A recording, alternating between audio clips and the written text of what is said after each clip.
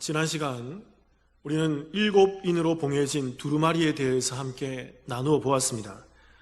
그래서 종말에 나타날 일들에 대한 기록이 이 7인으로 봉해진 두루마리의 글들이라고 말씀을 드렸어요.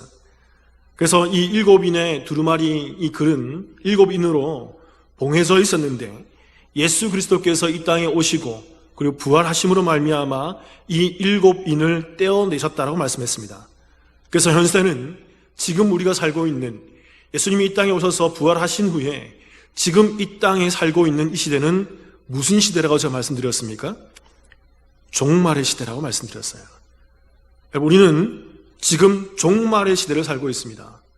그리고 그 종말 중에서도 종말이 극에 달하다는, 종말이 그 끝지점에 와 있는 말세지말, 종말 중에 마지막 중에 그 마지막 때를 살고 있는 시대가 바로 오늘의 시대라고 말씀을 드렸습니다.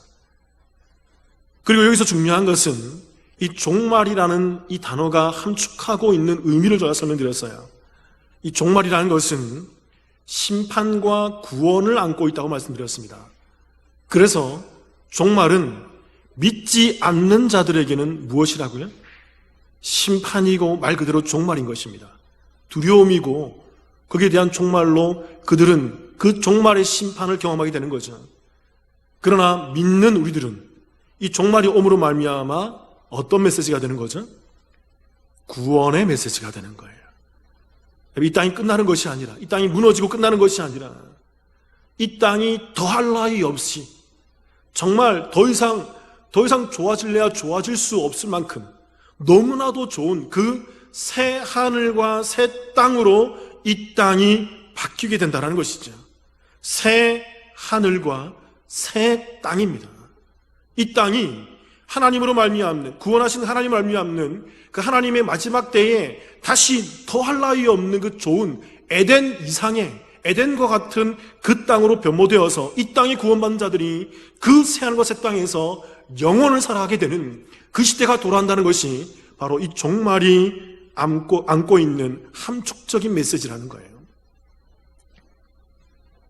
그래서 계시록에는 이런 말씀이 기록되어 있습니다. 우리 계시록 7장 4절입니다. 함께 읽어볼게요. 시작. 내가 인침을 받은 자의 수를 들으니 이스라엘 자손의 각 지파 중에서 인침을 받은 자들이 14만 4천이니.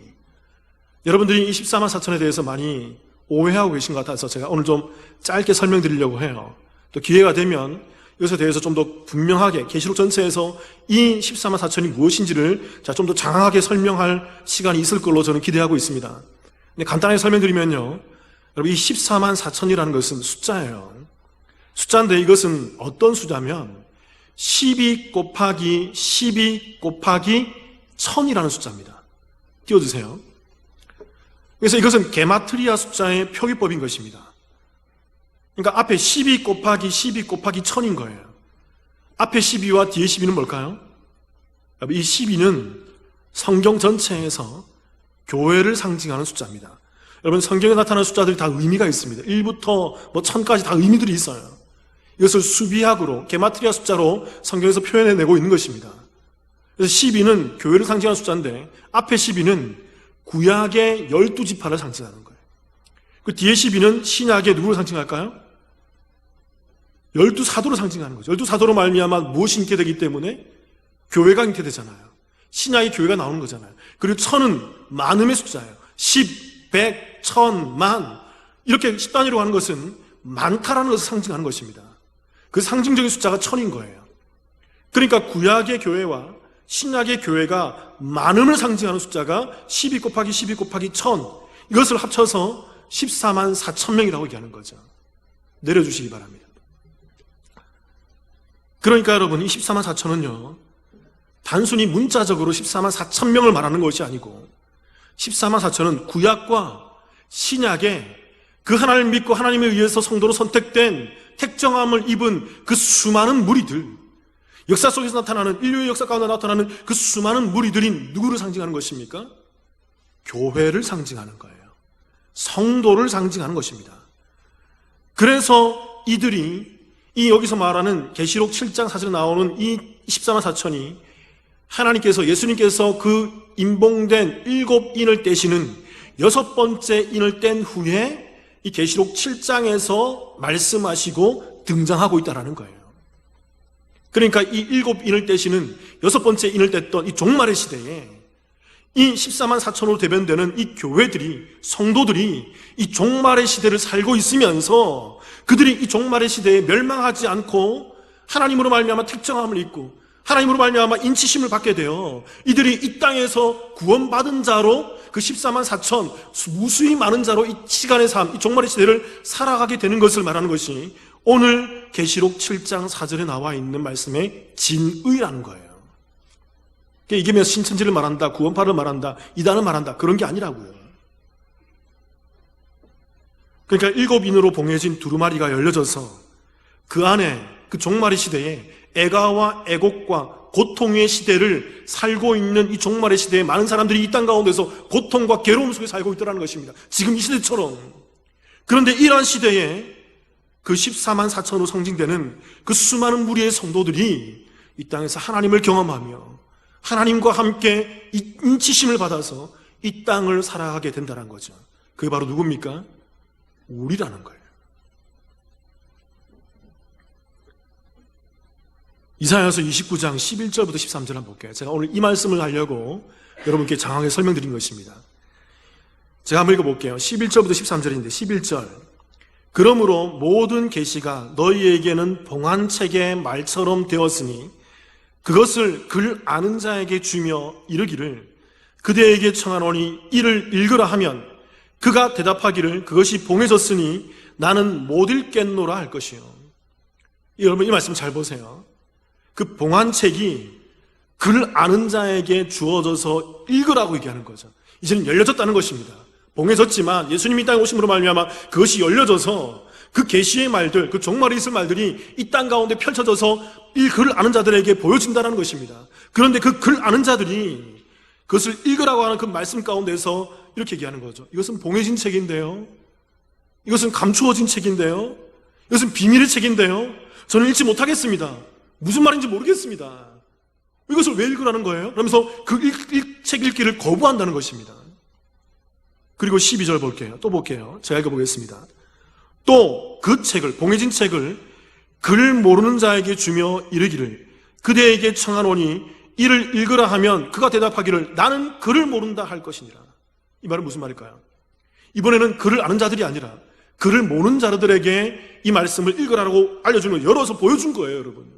이 종말의 시대에 그 봉한책을. 근데 글 모르는 자들은 뭐라고 얘기합니까? 저는 글을 모르는데요, 그래서 저는 읽지 못합니다 라고 얘기한다는 거죠. 글을 아는 자들은 이것이 감추어진 책이라서 모릅니다라고 모릅니다라고 하는 것이고, 글을 모르는 자들은 난 글을 모르기 때문에 이 책을 못 읽겠습니다라고 얘기한다는 것이죠. 한결같이 뭐라고 얘기하는 것입니까? 읽지 않겠다는 것입니다. 못 읽겠다는 것입니다. 거부하는 것이죠. 그리고 13절 같이 한번 읽어보겠습니다. 시작. 주께서 이르시되 이 백성이 입으로는 나를 가까이 하며 입술로는 나를 공경하나 그들의 마음은 내게서 멀리 떠났나니 그들이 나를 경외함은 사람의 계명으로 가르침을 받았을 뿐이라. 무슨 말입니까, 여러분? 이들이 한결같이 글 아는 자와 모르는 자들이 읽기를 거부하고 있는 거예요.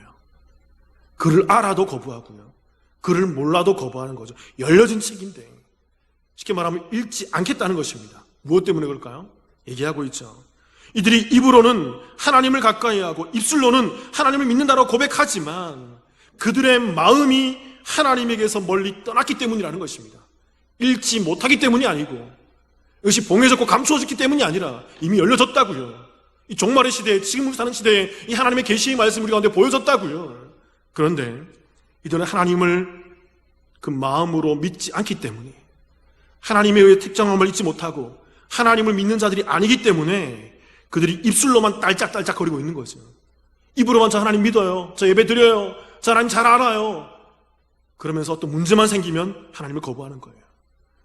문제만 생기면 잘됐다, 이참에 교회를 그만두자, 잘됐다, 이참에 예배를 그만두자, 교회 가는데 참 지겨웠는데 이참에 좀 집에 좀 쉬지, 그러면서 세상의 이유를 대고 세상의 시각으로 교회를 바라보면서 교회의 본질을 놓치고 하나님을 멀리하며 하나님을 마음을 두기를 그들이 원치 않고 있다는 것입니다. 여러분, 이 말씀의 의미가 뭘까요? 잘 아셔야 돼요. 성경은 정확히 얘기하고 있어요. 오늘의 시대를 정확히 예견하고 있어요. 이들이 사람의 말로 하나님을 배우고 판단하고 있기 때문입니다. 더 분명히 얘기할까요, 여러분? 이들은 하나님의 뜻에는 관심이 없는 거예요. 교회에 나오지만, 말씀을 읽고 있지만, 함께 말씀을 듣고 있지만, 하나님의 뜻과 하나님의 의에는, 하나님의 복음에는, 그 구원에는 관심이 없고, 오직 사람의 관습과 사람의 일과 세상에 되어지는 그 형편으로 하나님을 판단하고 하나님을 평가하고 하나님을 바라보고 있더라는 것입니다. 그래서 여러분, 하나님의 뜻보다는 사람의 눈치를 보는 거예요. 세상의 말에 더 신경을 쓰는 거예요. 세상의 일에 관심이 있어서 그것에 더 높은 가치를 부여하고 그것에 의해서 교회를 바라보고 평가하고 있는 것이죠. 그래서 성경 얘기하는 것입니다. 이들이 하나님을 믿지 않는 거라고. 그래서 그들이 봉안책인, 이젠 열려져 있는 그 봉안책인 그 두루마리를 읽지 못하고 이 땅의 일들 속에서 이리 휘둘리고 저리 휘둘리면서 사람의 말에 더 큰 의미를 두고 두려워 떨고 앉아 있는 거죠. 하나님을 바라보지 못하고 하나님을 예배하지 못하고 하나님께 나아오지 못하며. 사랑하는 여러분, 우리는 이 종말의 시대에, 이 말세지말의 시대에 우리는 하나님의 말씀을 어떻게 읽어야 되겠습니까? 우리가 이 하나님의 말씀을 어떻게 바라봐야 될까요? 이 말씀은요, 분명히 봉해져 있었어요. 그러나 주님이 오심으로 말미암아 열려졌고 우리 가운데 나타나졌고 읽히게 되는 것입니다. 그렇게 하나님을 가까이하고 믿으며 경외하는 성도들인 그 14만 4천 명인 우리들은, 그 이 땅에서 종말의 시대를 살아가며 인치심을 받은 성령 충만한 우리들은 이 땅에서 그 하나님의 말씀을 듣고 읽고 깨달을 수 있게 되는 것이죠. 그들이 바로 성도인 것입니다. 그래서 믿음의 성도는 때가 가까울수록 더욱더 종말이 임박해질수록 더욱더 말씀을 의지하고 청정하며 믿지 않는 자들, 읽지 못하는 자들과 같이 세상의 소리에 민감한 것이 아니라, 세상의 말에 가치를 더 부여하는 것이 아니라, 세상의 일에 우리 온 신경을 다 곤두세워서 그들의 말에 촉각을 세우는 것이 아니라 하나님의 말씀에 더 민감한 자세를 가지게 되는 것이죠. 그게 믿음인 거예요. 그게 성도인 거예요. 여러분, 오늘날 교회가 무엇이 문제인 줄 아십니까? 여러분, 오늘날 교회가 작금에 지금 현 시대를 살고 있는 우리 대한민국 교회가 무엇이 문제인 줄 아세요? 자, 웬만하면 이런 정치나 사회나 그런 세상의 일에 제 말씀을 좀 별로 나누고 싶은 마음이 별로 없어요. 근데 딱 한 번만 나누겠습니다. 사회적 이슈가 하도 대두되기 때문에, 성도님들이 많이 이것 때문에 헷갈리기 때문에, 자, 이 본질에 대해서 한번 말씀드릴게요. 코로나19 속에서 한 교회로 말미암아 이 한국 교회의 권위와 명예가 땅에 실추된 것이 문제일까요, 여러분? 여러분, 여기에 여러분들의 시각이 뺏겨 있으면 안 되는 거예요. 이게 한국 교회의 문제가 아니에요, 여러분. 이것은 세상의 시각이라고요. 세상의 소리라고요. 초점을 잘못 보고 있는 것입니다. 제가 한번 엊그저께 제가 개탄스러운 일이 하나 있었는데, 최근에 한국 교회에서 기독교 통계를 낸 적이 있습니다. 사회적 이슈에 민감해서 이런 통계를 냈어요. 제목이 이래요. 코로나19 이후 개신교를 바라보는 일반 국민들의 시선.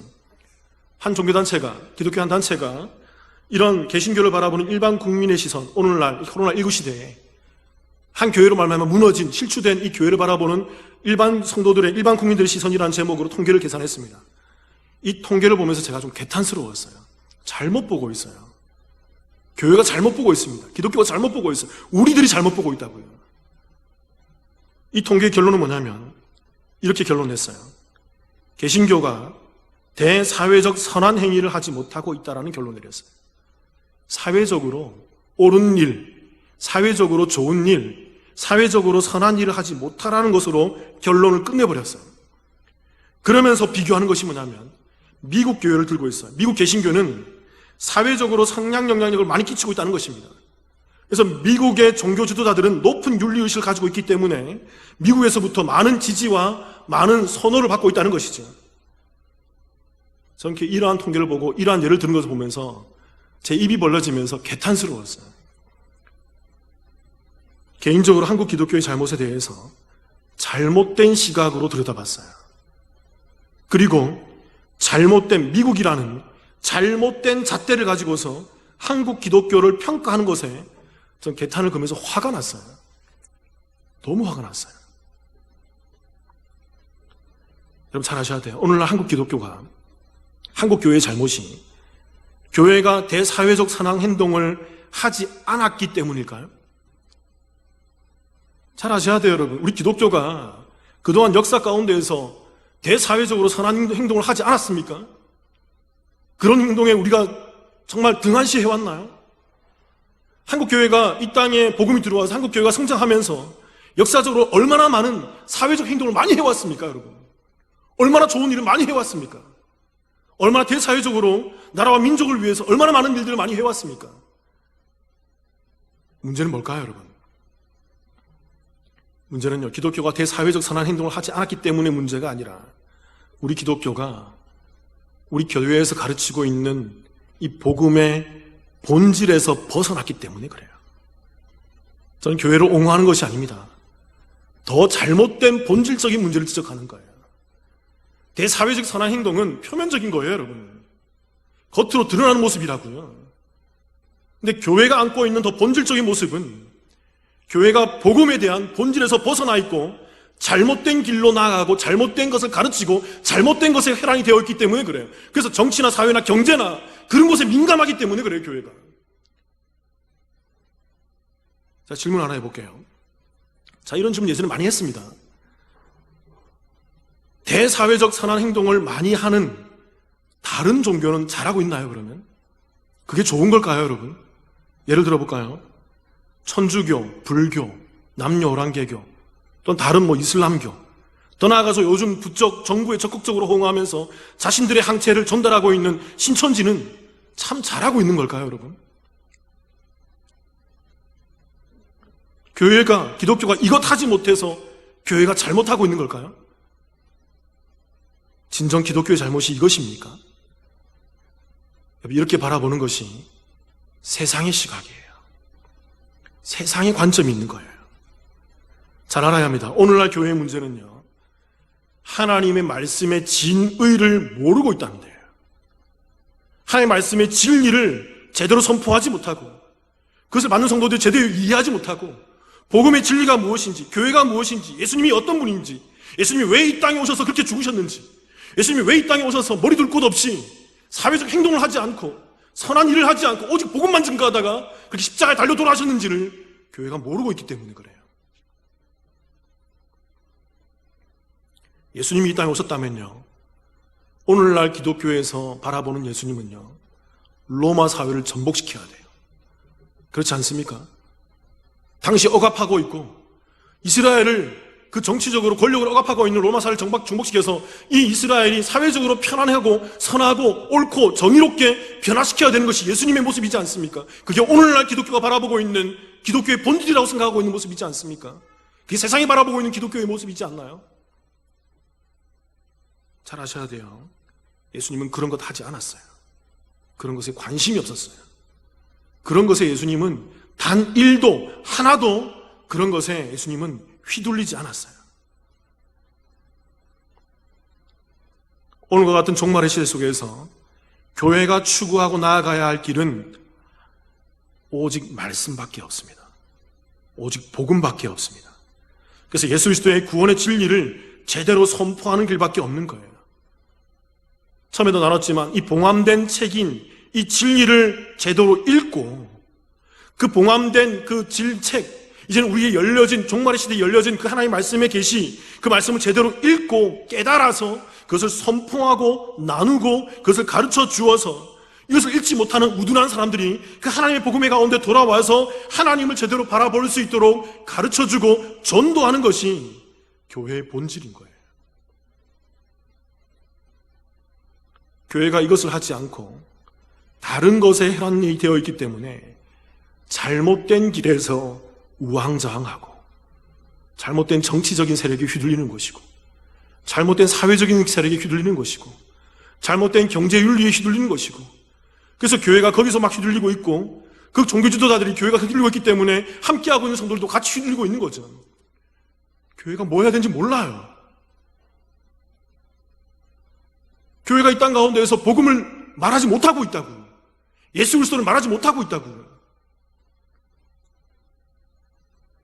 제가 늘 말씀드렸지만 착한 일, 선한 일, 올바른 일, 대사회적 정화운동은요 사람이라면 당연히 해야 되는 거예요.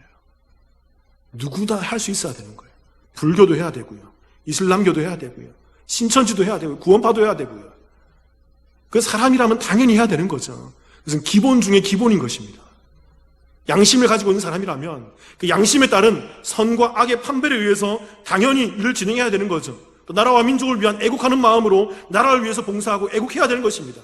사람이라면 당연히 그렇게 해나가야 되는 거죠. 그러나 교회는요, 그러한 사람 일을 진행하기에 앞서 더 본질적으로 복음을 말하고 복음을 전하고 다른 것에 매이기보다는 복음에 매여서 다른 것에 중요성을 두지 않고 하나님의 말씀을 전하고 하나님의 뜻과 복음을 위해서 그리스도를 바라보며 그리스도를 증거하며 복음을 증거하며 선포하는 것이 바로 교회라는 것입니다. 그래서 복음을 위해서라면 여러분 잘 아셔도 정치적인 노선도 내려놓아야 돼요. 진보라고요? 복음을 위해서라면 내려놓을 수 있어야 됩니다. 보수라고요? 복음을 위해서라면 내려놓을 수 있어야 돼요, 여러분. 뭐 중도라고요? 복음을 위해서라면 그것도 내려놓아야죠, 여러분. 교회는 무엇입니까? 진보가 교회입니까? 보수가 교회입니까? 중도가 교회입니까? 경제 원리가 교회입니까?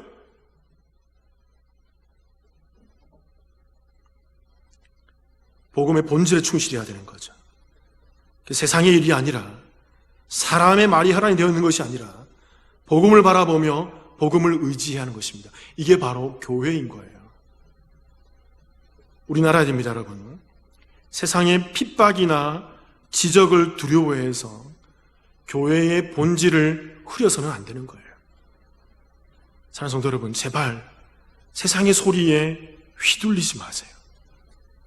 세상의 지적에, 세상의 평가에 우리의 복음의 본질을 흐리지 마시기 바랍니다. 종말의 시대는요, 우리가 정말 제대로 된 말씀을 선포하고 가르쳐 왔는가라는 것을 생각하고 그 제대로 된 복음과 말씀이 무엇인가 하는 고민 속에서 이 세상을 바라보고 평가해야 되는 거예요. 말씀 안에서 세상을 바라봐야 되는 것입니다. 세상 속에서 말씀을 평가하는 것이 아니라. 세상의 소리도 중요하지만 더 중요한 게 하나님의 말씀인 거예요. 저는 개인적으로 오늘 우리가 함께 나누게 될 이 말씀을 좀 묵상하면서 우리가 오늘 나누게 될 이 버가모 교회가 오늘날 우리 시대와 좀 닮은 점이 있음을 몇 가지 발견할 수 있었어요. 오늘은 그 중에서도 짧은 한 두 가지만 함께 나눠보려고 합니다. 버가모 교회는, 좀 서론이 좀 길었죠. 버가모 교회는 어떤 교회였을까요? 첫 번째는요, 한번 따라해 보겠습니다. 사탄의 권자가 있는 교회. 우리 집에서도 가정에서도 따라해 보겠습니다. 다시 한 번 더. 사탄의 권자가 있는 교회. 네. 말씀 한번 읽어볼게요. 계시록 2장 13절입니다. 제가 읽어보겠습니다. 내가 어디에 사는지를 내가 아노니 거기는 사탄의 권자가 있는 데라. 내가 내 이름을 굳게 잡아서 내 충성된 증인 안디바가 너희 가운데 곧 사탄이 사는 곳에서 죽임을 당할 때에도 나를 믿는 믿음을 저버리지 아니하였도다. 그러니까 오늘 말씀을 얘기하죠. 버가모라는 지역은 사탄의 권자가 있는 곳이라고 예수님께서 말하는 거죠. 근데 역사적으로 이것을 좀 뒤져보니까 이 버가모 교회는 사탄의 권자와 어울리는 몇 가지 특징이 있었습니다. 세 가지가 있었는데 그 중에 첫 번째가 뭐냐면 이 버가모 교회는 지리적으로 해발 400m가 넘는 그런 고지대에 형성되어 있는 산 위에 있는 도시였어요. 그러니까 평지에서 보면 우뚝 솟아있는, 이렇게 뭔가 좀 떠받치고 있는 제단과 같은 모습을 하고 있는 지역이 바로 이 버가모 도시라는 것입니다. 그래서 높은 구름 위에 위치해서 어디서나 이 버가모 위치를 볼 수가 있었고, 그리고 무언가를 떠받치고 있는 제단의 모습을 하고 있기 때문에 오늘 예수님이 이렇게 얘기하고 있는 것은 사탄의 권자와도 같다. 뭔가 떠받치고 있고 제단의 모습을 하고 있다. 또 두 번째로 이 버가모 지역은요, 그리스 신들의 집합소였다고 합니다. 이 버가모 도시에는 온갖 그리스 잡신들이 다 있었어요.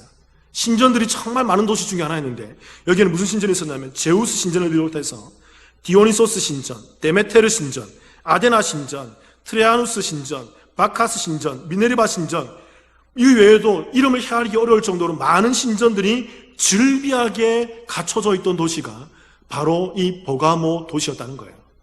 지형적으로 뭔가를 받들고 제단의 모습을 하고 있기 때문에 거기에 사는 사람들이 더 종교심이 특심했던 거예요. 그래서 온갖 종교를 다 가져와서 거기서 제사 드리고 앉아 있는 거죠. 그리고 이거에서 보면요, 이 신전 중에 데메테르 신전은 유적 중에 이런 말 글귀로 아주 유명한 신전이었습니다. 알지 못하는 신에게, 이런 그 유적이 있어요. 그 데메테르 신전 안에 이런 글이 파여져 있어요. 그러니까 버가모 도시는 어느 정도까지 신들을 숭배를 했냐면, 이름이 있는 신뿐만 아니라 수십 명의 수가지 여러 가지의 이름이 밝혀진 신들만이 아니라, 혹시 우리가 알지 못하는 신들도 있지 않을까? 혹시 우리가 이름을 잘 모르는 신도 있지 않을까? 그런 염려 속에서 데메테르 신전을 짓고 거기에 알지 못하는 신에게 이 제물을 바칩니다 라는 그러한 의미로 제사를 드렸다는 거예요. 그리고 또 하나, 아클레피온이라는 신전에서는 이 신이 치유를 가져다 준다고 믿었기 때문에 이 버가모 지역에는 인류 최초의 종합병원이 세워진 그러한 도시이기도 해요. 그러한 신이 치유를 준다고 했기 때문에, 신전에서 치유를 받고 제사 드리면 병이 낫는다라고 믿었기 때문에. 그래서 이 버가모 도시에는 온갖 신전들이 즐비했다는 것입니다. 그리고 또 하나 특징적이게도 이 버가모 교회가, 이 교인들이 모여서 예배드리는 이 교회 장소가 어떤 곳이냐면, 이시스와 세라피스 신을 섬기는 이집트 신전을 이 뒤에 버가모 교회가 인수받아서 그 신전에서 드렸던 그 신전에서 버가모 교회가 나중에 교회 장소로 사용할 정도였다고 합니다. 신전이 너무나 많았기 때문에. 그러니까 버가모 지역은요, 신들의 집합소였고 우상들의 총회였어요. 사단의 총회가 있는 곳이었어요. 또 세 번째 특징은 뭐냐면, 이 버가모 도시는 살아있는 황제를 위한 신전도 지었던 도시입니다. 이게 무슨 말이냐면, 일반적으로 다른 도시는 황제가 죽어야만 그 황제의 이름을 따서 신전을 지었어요. 그런데 버가모 도시는 더 특출나게도 지금 살아있는 도미티안 황제의 이름을 따서, 살아있거든요, 도미티안 황제가.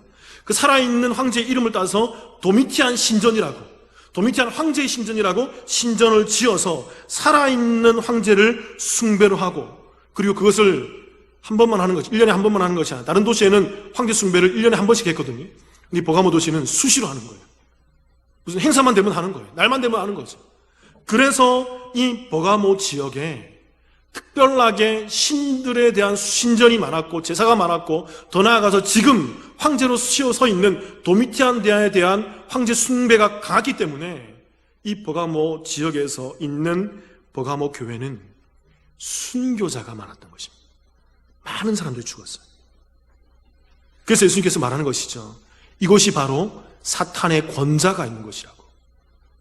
쉽게 말하면 여러분, 아마 이렇게 얘기하면 좀 동의가 되실 거예요. 이 버가모 지역은 예수 믿기 힘든 곳이었어요. 참 예배드리기 힘든 곳이에요. 예배드리면 잡아가고, 예배드리면 바보 취급하고, 저 개덕교, 저 잘못되고 있는 교회, 그러면서 온갖 추잡한 말로 교회를 비방하고 있는 지역이 바로 이 버가모 지역이었어요. 그리고 당시 초대교회에서 이 교회에 대해서 어느 정도로 모함을 했냐면, 기독교를 향해서 교회에서 행음한다라고 얘기했어요. 그들이 밤에 은밀하게 남자와 여자들이 모여서 함께 예배드리고 있으니까, 함께 모여서 아무도 모르게 그들만의 그런 예배를 숨어서 드리고 있으니까, 저 사람들은 밤에 몰래 모여서 온갖 혼음하고 행음하고 온갖 우상들도 하지 않는, 이방민족도 하지 않는 온갖 해괴한 짓걸 다 하고 앉아있어. 그러니까 자기들끼리 몰래 저렇게 모여지고 앉아있는 거야. 이렇게 하면서 소문이 나 있던 지역이었어요. 더 나아가서 뭐라고 얘기한 줄 아세요? 교회가 성만찬을 하잖아요. 주의 만찬은 무엇입니까? 예수님의 피와 살이잖아요. 예수님의 피와 살을 먹는다라고 얘기하니까 이 사람들이 뭐라고 얘기하냐면 인육을 먹는다라고 했어요. 기독교는, 저 교회는 모르게 숨어서 행음만 하는 것이 아니라 사람을 잡아서 그 제물로 바치고 그 피를 먹고 그 살을 먹고 앉아있는 인육을 먹는 정말 잘못된 종교야. 정말 더러운 종교야. 정말 무시무시한 종교야. 저런 곳에 가면 안 돼. 바보같이 왜 저런 곳에 가? 멍청하게 왜 저런 곳에 믿고 앉아있어? 온갖 좋지 못한 소문들로 모함하던 지역이 바로 이 버가모 도시였다는 것입니다. 정말이지 예수 믿기 힘들고 예배 드리기 힘든 곳이었어요. 이러한 버가모 교회를 향해서 주님 말씀하시죠. 계시록 2장 13절에서 이렇게 말씀하십니다.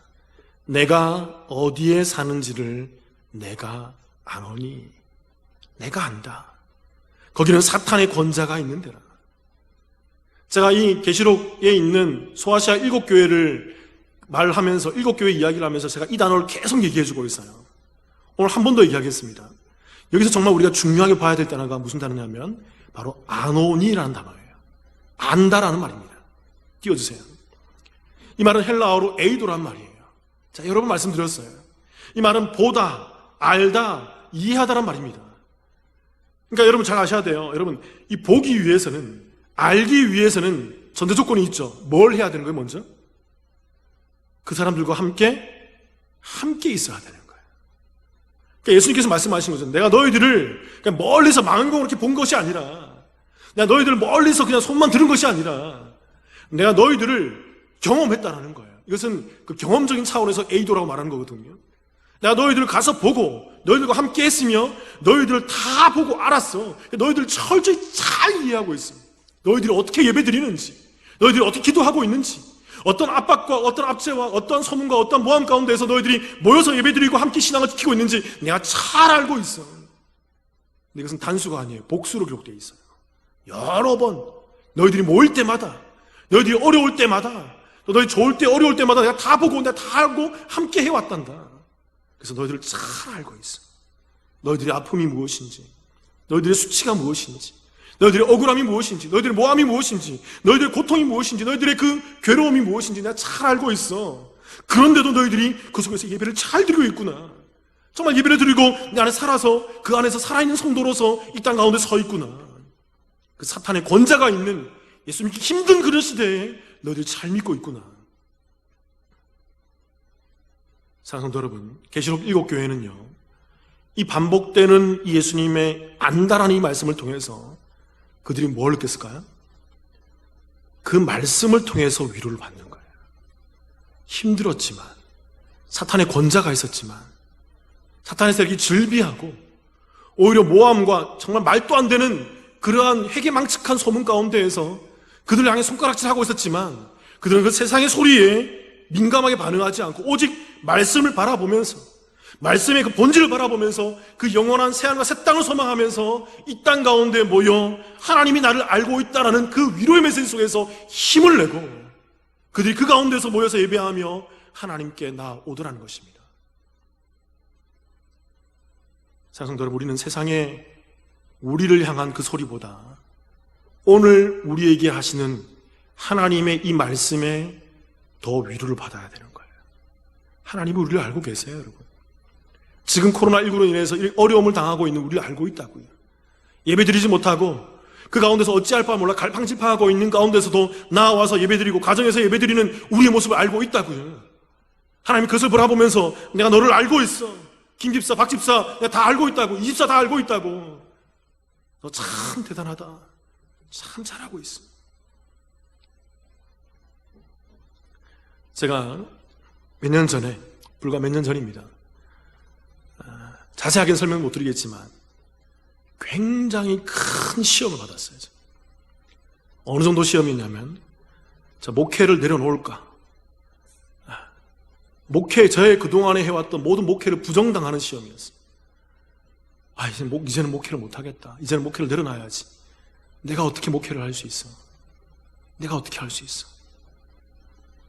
그래서 더 이상 제가 목회를 할 수 없을 정도의 그러한 저의 목회의 그 모든 모습들을 부정당하고 그 가운데서 제가 이러지도 못하고 저러지도 못하고 정말 괴로워서 식은땀이 아니라 진이 빠질 정도로.